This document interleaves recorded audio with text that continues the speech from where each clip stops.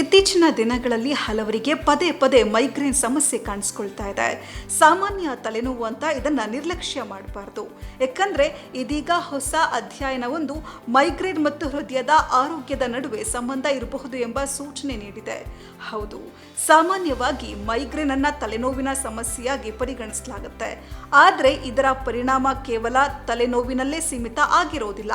Migraine ಮತ್ತು ದೇಹದ ಇತರೆ ಆರೋಗ್ಯ ಸಮಸ್ಯೆಗಳ ನಡುವಿನ ಸಂಬಂಧವನ್ನ ತಿಳಿಯಲು ಹಲವು ಅಧ್ಯಯನಗಳು ನಡೆದಿವೆ. ಸ್ಪ್ರಿಂಗರ್ ನೇಚರ್ ಪ್ರಕಟಿಸಿರುವ ಅಧ್ಯಯನದ ಪ್ರಕಾರ ಪದೇ ಪದೇ ಮೈಗ್ರೇನ್ ಸಮಸ್ಯೆ ಇರುವವರಲ್ಲಿ ಹೃದಯ ಸಂಬಂಧಿ ಕಾಯಿಲೆಗಳ ಅಪಾಯ ಹೆಚ್ಚಿರಬಹುದು ಅಂತ ಹೇಳಿದೆ. ಈ ಬಗ್ಗೆ ಹೆಚ್ಚಿನ ಮಾಹಿತಿ ಈ ಸ್ಟೋರಿಯಲ್ಲಿದೆ ನೋಡಿ. ಮೈಗ್ರೇನ್ ವೇಳೆ ತೀವ್ರ ತಲೆನೋವು, ವಾಂತಿ ಬರುವ ಭಾವನೆ, ಬೆಳಕು ಅಥವಾ ಶಬ್ದಕ್ಕೆ ಹೆಚ್ಚು ಕಿರಿಕಿರಿಯಾಗೋದು. ಮತ್ತೆ ಕೆಲವರಲ್ಲಿ ಇದು ದಿನನಿತ್ಯದ ಜೀವನ ಮತ್ತು ಕೆಲಸದ ಮೇಲೂ ಪರಿಣಾಮ ಬೀರುತ್ತೆ.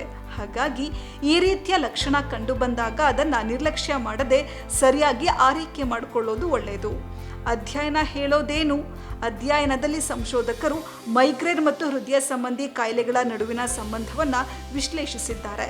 ಮೈಗ್ರೇನ್ ಇರುವವರಲ್ಲಿ ಸಿವಿಡಿ, ಕೊರೊನರಿ ಹೃದಯ ರೋಗ ಮತ್ತು ಇಸ್ಕೆಮಿಕ್ ಸ್ಟ್ರೋಕ್ ಅಪಾಯ ಹೆಚ್ಚಿರೋದು ಕಂಡು ಬಂದಿದೆ.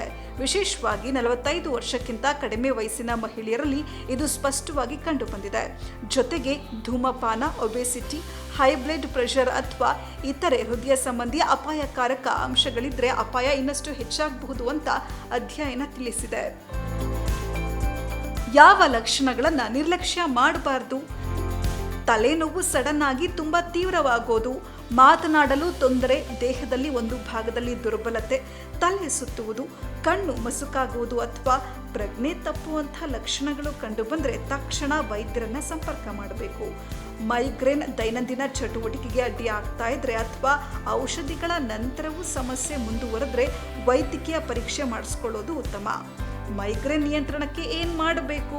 ಸಾಕಷ್ಟು ನಿದ್ರೆ, ನಿಯಮಿತ ಜೀವನ ಶೈಲಿ ಮತ್ತು ಒತ್ತಡ ನಿಯಂತ್ರಣ ಮೈಗ್ರೇನ್ ಸಮಸ್ಯೆಯನ್ನು ಕಡಿಮೆ ಮಾಡಲು ಸಹಾಯ ಮಾಡಬಹುದು. ಮೈಗ್ರೇನ್ ಹೆಚ್ಚಿಸಲು ಕಾರಣಗಳನ್ನು ಗುರುತಿಸೋದು ಕೂಡ ಮುಖ್ಯ. ಉದಾಹರಣೆಗೆ ತೀವ್ರ ಬೆಳಕು, ನಿದ್ರಾಹೀನತೆ ಅಥವಾ ಕೆಲವು ಆಹಾರ ಪದಾರ್ಥಗಳು ಸಮಸ್ಯೆಯನ್ನು ಹೆಚ್ಚಿಸಬಹುದು. ಪರ್ಯಾಯವಾಗಿ ಸಾಕಷ್ಟು ನೀರು ಕುಡಿಯೋದು, ಸಮತೋಲನಯುತ ಆಹಾರ ಸೇವನೆ ಮಾಡೋದು ಮತ್ತು ವೈದ್ಯರ ಸಲಹೆಯಂತೆ ಔಷಧಿಗಳನ್ನು ತೆಗೆದುಕೊಳ್ಳೋದು ಉತ್ತಮ.